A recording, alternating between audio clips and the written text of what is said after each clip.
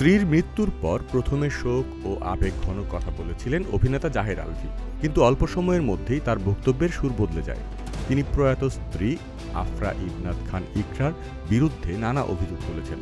এবার প্রকাশ্যে এসেছে ইকরার বান্ধবীদের সাথে পার্টি করার ভিডিও। অভিযোগ আছে আলভী নিজে এটি ফাঁস করেছেন।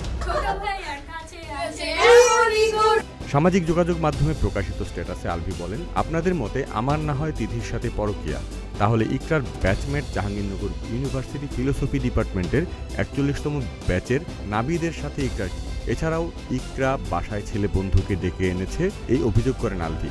এই স্ট্যাটাসের পরপরই সামনে এসেছে ইকরার একটি পার্টি করার ভিডিও, যেখানে ইকরাকে হাতে সিগারেট নিয়ে বান্ধবীদের সাথে টয়লেটে আনন্দ করতে দেখা গেছে।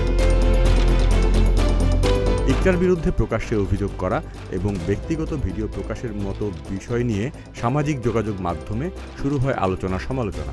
অনেকের ধারণা ভিডিওটি প্রকাশের ব্যবস্থা আলভী নিজেই করেছেন। একজন প্রয়াত মানুষের জীবনের খুবই ব্যক্তিগত বিষয় সামনে নিয়ে আসা নৈতিকভাবে সমর্থনযোগ্য বিষয় নয়।